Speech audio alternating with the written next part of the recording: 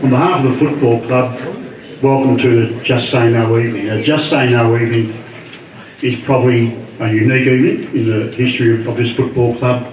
It's never been done before. So what we'll start tonight with, the first presenter will be Rick Nugent.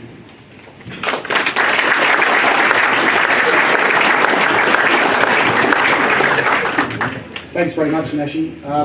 Firstly, congratulations to the club for putting a night like tonight on. Regularly in my world, we are discussing, strategising about how we can educate people and make them more aware of the dangers of alcohol, risk-taking behaviour, and in particular drugs.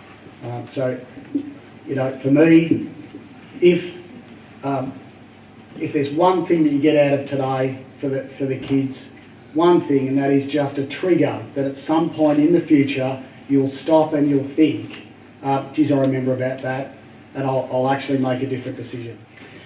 There's a story here a couple of years ago, not far from here. Luke and Paul. Luke and Paul, two mates, were picked up late at night when their parents didn't know they were picked up by four others in a car to go joyriding. Their mates, a couple 18, others 17, picked them up and started driving like hoons, being idiots. Luke and Paul tried to get them to stop and let them out. They wouldn't. Call them mummy's boy, you're weak, what are you going to do, who's going to pick you up at this time of night? And they just kept driving like idiots. Luke and Paul waited, and then the car stopped at a 7-Eleven to get some drinks. And Luke and Paul then refused to get back in the car. They're not getting in. They'll call all the names, the peer pressure. They copped a lot of grief. They were tempted. How are you going to get home? We'll drop you home. We'll take you straight back home, so don't worry about it.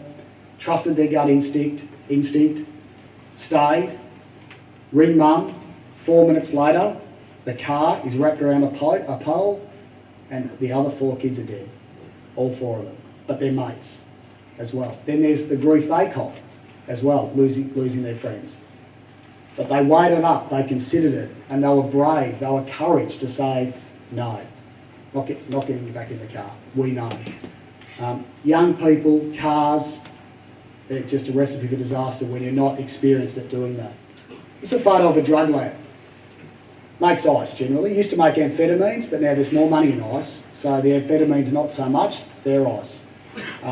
Drug dealers are all about making money. Manufacturers only care about making money. Believe it or not, they're not concerned with the health and well-being of the consumer. Right? They don't care. They're manufacturing with these chemistry sets, and they failed chemistry in grade 5. In fact, most of them didn't get past grade 6, but there's money in it, and that's what they do. And we come across a lab almost daily. They'll be in cars, they'll be in motel rooms, they'll be in sheds, they'll be in bungalows, they'll be in rented homes. They cook it up. But it's difficult for them to get all the ingredients they need. So what they do is they substitute ingredients. So a regular substitute, paint thinners, Drano, rat sack, battery acid. When we raid these places, we get the lists and they try and work it out as to what percentage they have of rat sack that they can put in that's safe. But most of them can't add up. So they're taking a chance. So in terms of this sort of stuff, it's Russian roulette, this drug, because it is regularly made up of a whole lot of chemicals that are just not safe. But ice, more so than any other drug, and Jess will probably talk about this, is extremely addictive. The purity is getting stronger and stronger. Regularly we're told to use ice twice and the addiction is so great. It's so hard to give up. Generally starts with a weekend, generally starts with an occasional use, and then it continues from there. And when you talk to blokes that use it, they say they feel like Superman when they're on it. They feel so strong. They can party all night, they go days without sleeping. It's such a strong drug that makes them feel like Superman. But the problem is that once the drug's got hold of you, it then costs more and more to feed that addiction. And then more and more, they use up their pay, Then it goes from the pay to stealing, generally starts from mum and dad. Then it starts going from there into other forms of thieving. Often a drug dealer will encourage you to sell some to support your habit, because the bigger the network, the more they sell, and on it goes. But one of the real issues with this drug is psychosis. Drug-induced psychosis, and I don't know, Mariana, how much you study, but it is phenomenal. It's a bit like cannabis. Cannabis has this psychosis part that I think 1 in every 10 will suffer psychosis. And there's a really tragic case I have that I was involved in that is probably too disturbing to discuss here, involving a son and his parents. But the psychosis is real. The other part that happens around this drug as well is that people will end up being owed money. The drug dealers will be owed money that people will owe. And then they'll try and fund that debt. But quite often now, we actually get what we call home invasions. And that is the drug dealers will start targeting the home of the parents to get the money back that's owed. Balaclavas, firearms, 3 in the morning. It happens in Toorak, it happens in Brighton, and all of a sudden they just want their money. And it is horrific when it happens, and you get whole families having to relocate because of the activities of the criminals that are involved. Mitchell, that is his real name. Mitchell, 21, was an occasional user of cannabis, promising footballer, good motorbike rider, and on a particular day was encouraged to have a smoke, a pipe of ice. But Mitchell copped a bad batch. And very quickly, Mitchell's brain was destroyed by the ice. And that's the picture of Mitchell on your right there. He didn't live long. The parents had to turn the machine off because it just fried him. A bad batch. Geez, the dealers that time better put a bit too much battery acid in, put a bit too much paint thinners in. It's all over. So for the dealer, he starts up another lab, starts cooking again. But poor old Mitchell is gone. His family are devastated. At 3 o'clock in the morning one morning, sitting in the police car as a uniformed sergeant with my rookie offsider to do a death notification for a young guy who was 18 that died. And we sat there in the car for a while. And the young copper said to me, "What are we waiting for?" I said, "Well, we have no other jobs. I don't think there's any hurry to go and tell this family that their young son has died." I said, because once we tell them that, their lives are never ever going to be the same again. And believe me, when you knock on the door and you knock a second time to wake them up, the moment they open the door, they know. And it's just, you know, if there's one thing out of all of this, never have that happen. I've just got one quick case study, and it's somebody that most of you will know. David Hill from the Essendon Football Club. Before he started Essendon, was, if you flick through, I think he'll come up. He was at Peninsula Grammar. He was in year 11. They lived down in Frankston. 8 friends, him included, decided to take the car keys to one of the parents' cars. The parents didn't know. They got in the car. I don't know if alcohol was involved. They got about 300 metres up the road. They were going up a hill. They lost control of the car, cut it in half, and 3 of those people are dead. Now, he hasn't spoken about it, well, he spoke about it I think about 4 years ago. It was the first time that he actually canvassed the issue in public. He has ongoing issues in flashbacks. He says that he can't get the smell that he smelt that night, which was burning oil or whatever it was. It was one of these metallic burnings. But he constantly has flashbacks to that smell. Reminds him of what happened. He hasn't hardly made any contact with the families of the 3 friends, and they were great mates apparently, but he hasn't been able to speak to the families of the 3 people who died. And the guy that was driving the car went into juvenile detention for 2 years. The biggest thing that he said in that article that was in The Age, if you look up, you Google David Hill and car accident, and there's about 4 articles, and if you read those articles, in one of them he says, "I knew it was wrong, what we were doing. And then it also said, I think we all knew it was wrong, but they still did it. Now they had an out. They could have said, hang on, this is a bad idea. And he said they could have walked to where they were going. But they chose not to. If your friends start talking about it and saying, oh, you know, such and such offered me this or said we should do this, steer well away from it. Suggest to your friends that they steer well away from it. And I would even suggest that you need to speak directly to them, and you need to follow it up by speaking to their parents, because this is something that is so important. And if you can make one person avoid going through all of this stuff, then that's been worthwhile. Okay? I'll end it there. Thank you very much. Thanks, Travis. Mariana, up you come.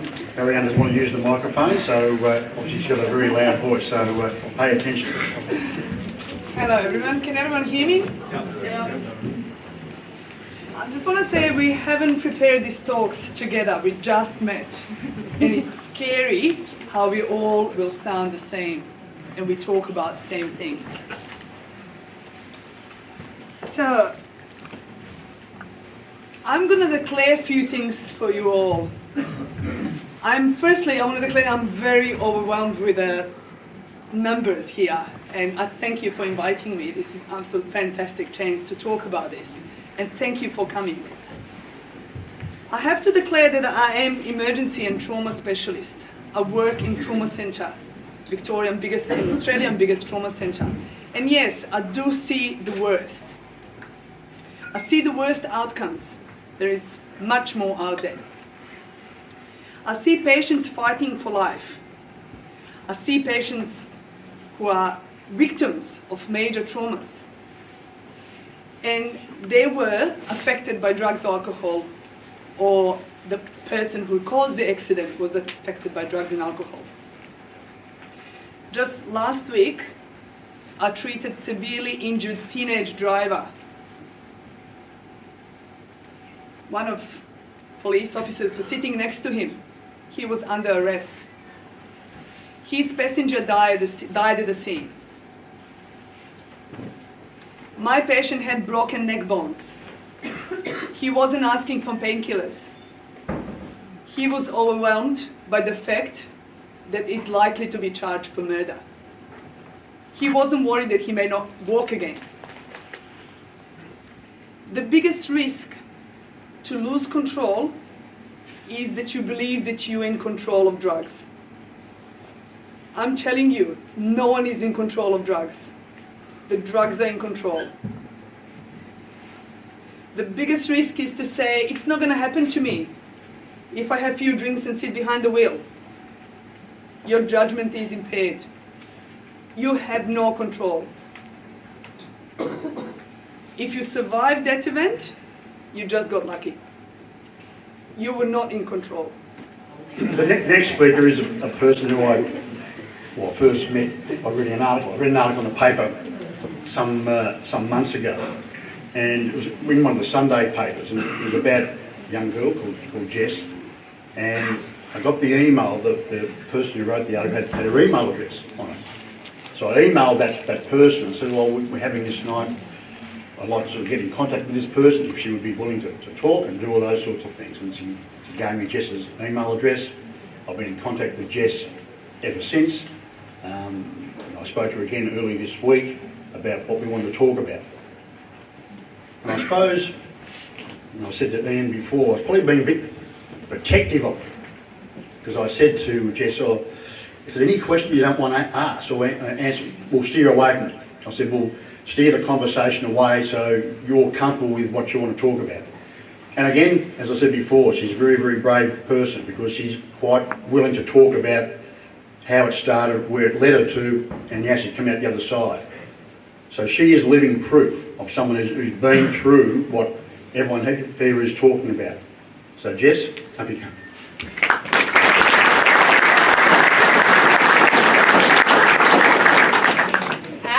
Wow, there's a lot of people here. Okay, can everybody hear me? Yep.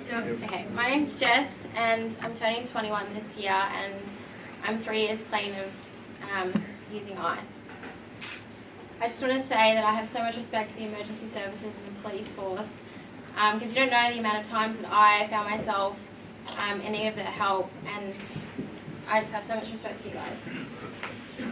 Okay, so I guess the best place to start in my story is where everybody's story starts. I was born, and if I stopped there, my story would be really simple. But as we all do, we grow up and we walk our own paths in life. Believe it or not, mine started pretty good. I grew up on the Gold Coast, and I had a really pleasant, well-off upbringing. And I look back with fond memories, and I'm very grateful for how I grew up and the morals and values that my parents instilled in me at a very young age. I was the smartest kid in my class, and I never had problems making any friends. I had dreams of being a marine biologist and even applied to uni in year 5. I got a reply back saying that I was rejected, and at the time that was the biggest problem that I ever faced. My dreams were big, and the opportunities to reach those dreams of mine were much bigger. I had the whole world in front of me, and I had every resource and tool that I needed to achieve those goals that I had.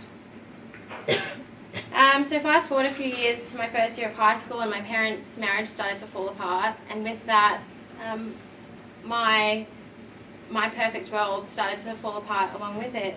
And eventually my mum and I, we moved to Melbourne, from nice warm sunny Queensland to this cold windy Melbourne that I'm still trying to get used to. I was 13 at the time, and being a 13-year-old girl is hard enough, let alone factoring in an interstate move, and it just threw my world upside down. I began year 8 in Melbourne at one of the most prestigious girls' schools in the state, and for a while I was doing really well. I made friends as I usually did, and I was studying hard like I always have. But I just couldn't help but feel that there was something in my life that was missing, and that was that family dynamic that was taken away from me when we moved. So now I was in a new city with no friends. I had nothing except my mum, and I was leaning on my mum for every social need that I had. So I started seeking this comfort and acceptance in all of the wrong places. So my friendship group at school started to break away, and I started turning into this big rebel, and I started to become leader of this misfit group that I created at school. And I started shaking things up really quickly, and I started rebelling against everyone and everything around me. I have clear memories of just skipping school for no apparent reason and stealing cigarettes from the local milk bar just to smoke in the park and feel like I was cool. Throughout this speech, I'm going to pinpoint moments in my life where I wish that I just said no, and that was the very first time that I look back and I wish I didn't do that. Because smoking cigarettes in the park is not cool. You're not being cool by missing out on school or missing out on an education. So this was one of those points that I needed to stop and I needed to get back on track, but instead I turned the other way. So this downward spiral that I was on, it only got steeper, and to the point where I was slipping so much that I needed an intervention. So eventually, Mum picked up on the fact that I needed to break away from that cycle. So we moved. We moved from the eastern suburbs all the way to the western suburbs, and soon enough, quicker than I could blink, I'd made friends again with the wrong crowd, and found myself in the park smoking weed from 9 a.m. till 3 p.m. I was stoned all the time, and I had no hesitations to experiment with other drugs at this time either. After all, I had no self-care and worth, so what was there to lose? Weed turned into LSD, and LSD turned into pills, and pills turned into mushrooms, and the list just went on and on. My timeline of my life starts to blur at this point, and I only have what I can call snapshots of memories now. And that just goes to show like what damage drugs can actually do to you, because I don't have recollection of years of my life. I don't know what I was doing and where I was. I remember being passed out in a bathroom after eating too many magic mushrooms, and I remember wanting to kill myself because my trips got too intense. And most of all, I remember those times I was so scared and vulnerable. I put myself into these dangerous situations, and I thank God that I made it out alive. So that's moment 2 where I wish majority of the time I just said no. So that's just my high school years, and they seemed pretty hectic already, right?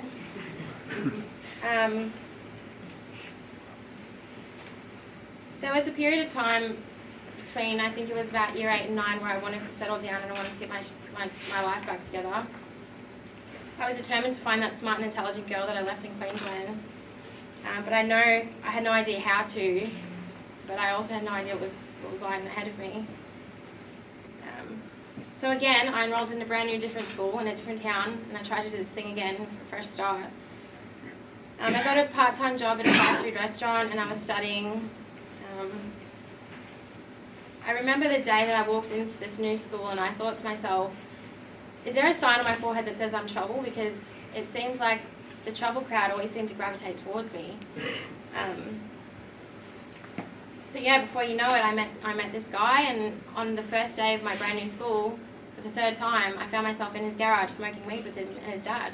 And it was a really, really weird moment, and again, that's one of those moments I was like, why didn't I just say no? Why do I keep doing this to myself? But yeah, shaking my head, sitting there thinking, yeah, I should have said no, but I didn't, and I didn't know why I couldn't seem to manage to take better care of myself.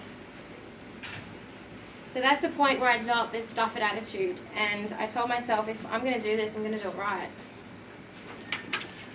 So to cut a long story short, I ended up dropping out of school completely 3 weeks after I started at that new school, because I just couldn't balance normal life with drug use anymore. I told myself I was going to work full-time, but that didn't work out either. One night at work, a guy I'd seen around town walked in to work, and he gave me his phone number. And I didn't really know him. He was a friend of a friend. But I was still only 17, so my first thought was, oh, he can buy me cigarettes and he can buy me alcohol. So as soon as I finished work that night, I rang him, and he said, come to this address. That's literally all he said. And you'd think that I would be like, that's not safe, let's not do that, Jess. But no, I didn't really care, and I found myself in a room full of junkies, people that were shooting up heroin and ice next to me. And I was scared, and I was questioning whether or not I should have left, or do I just stay and pursue this curiosity that I had? I didn't know what to do. The time to make that decision was taken from me, and before you know it, I was being offered a crack pipe to my left. In my mind, I was like, don't do this, Jess, don't do it. And my mind kept telling me, don't do it, but there was this other part of me that's like, sure, what's there to lose? You've lost everything. So I took a toke, my eyes widened, and my heartbeat got so fast, faster than it is right now talking to you, which is unbelievable. So I was on the ground, and it wasn't like I passed out, but it was just my body was overwhelmed with stimulation that I just collapsed. And first thing that I said when I came to was that I wanted more of it. So the spiral of my meth addiction began. I quit my job and I left home. I moved into a squatter's house where we had no running water, no electricity, there were mice and cockroaches everywhere. But I was happy because I had the love of my life with me, which was meth.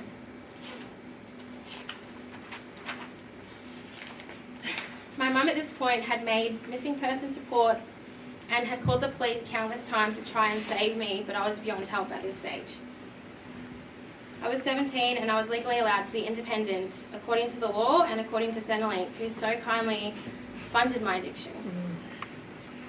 But when Centrelink didn't feel like being nice to me anymore, I sourced money from burglaries, theft, pawning my belongings, and even staging a robbery at my own mother's house so I could steal her jewellery. The extent that I went to get my fix was incredible, and as always, my motivation never failed me.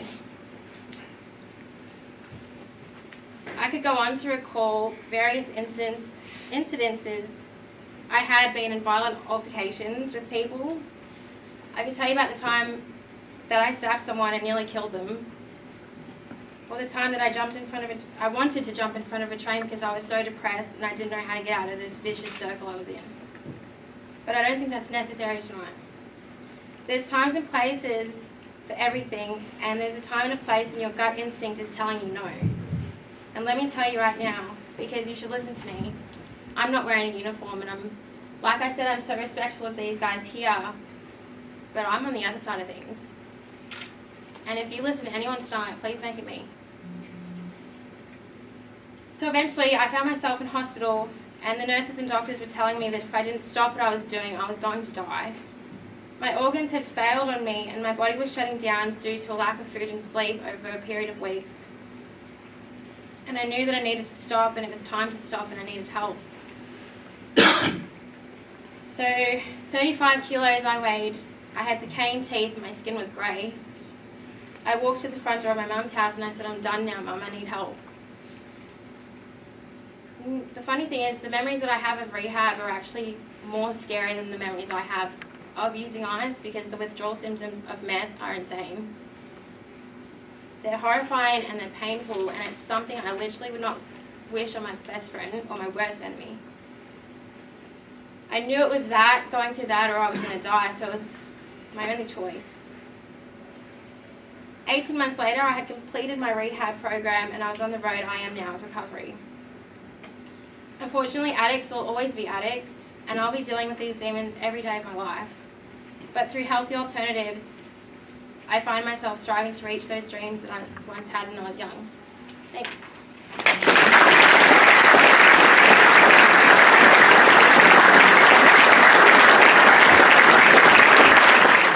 Yeah, well done. Carmel, you're next. Jess, after that, I wish I wasn't next. That was just outstanding, and you are one courageous woman.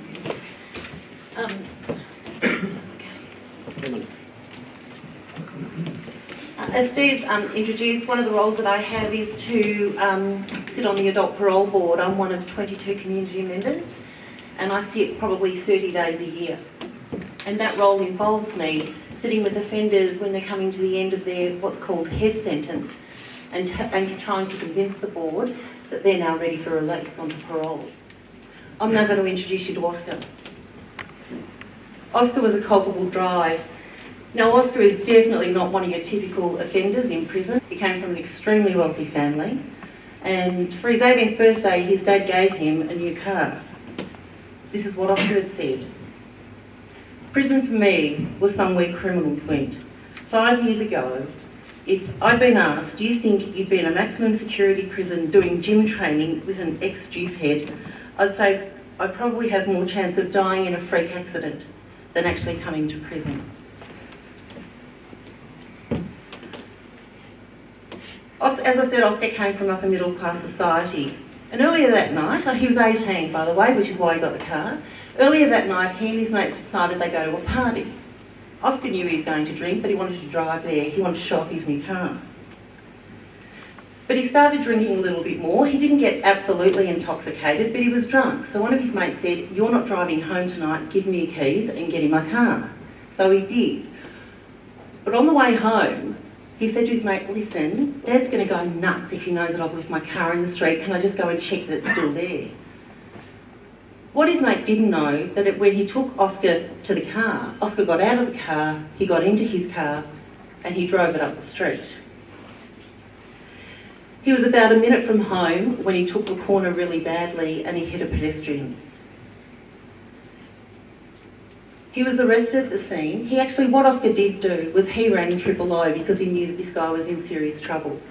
But he was arrested at the scene, and he was tested, and he blew over the limit. The next case study is Zach. He was also culpable driving. He had no drugs in his body, and he had no alcohol in his system. He just had the phone. Rick and I have sort of spoken about for a long, long time. And I mean, as I said, he deals with it every day of his life. And when we started this and when we spoke to everyone at the start of the evening, we all just said we could change one person in this room, whether it be a 14-year-old or a 19-year-old, to make the right choice and to save their life. It's been a success. But I mean, we can talk about, and these people can talk about all these different scenarios, and Carmel can talk about the case studies and whatever. But if you don't think it can happen to you, you're in the wrong space. You have got no idea what it's like. Because in the private conversations I've had with Rick and with Carmel, it's out there. It's in our backyard. And as I said at the start of the evening, Rick was very proud of the fact he found one football club that doesn't have an ice problem. Well, we have a real problem in society, and if we can draw a line in the sand tonight with all your children here, we draw a line in the sand. So that's not for us. We're going to say no. It's been a success. At the start of the evening, we did say it was going to be confronting. I think it has been, but these people here, we've got to sort of thank for giving up their time. Thank you to you five for sharing your experiences and your stories. And Jess, I think you're one of the most bravest and very articulate young women I've met and heard speak, and I'd like to thank you especially for being so brave. And if your life story can change one life, then everything that you've been through has been worth it. So I'd like to just put your hands together for all of our speakers.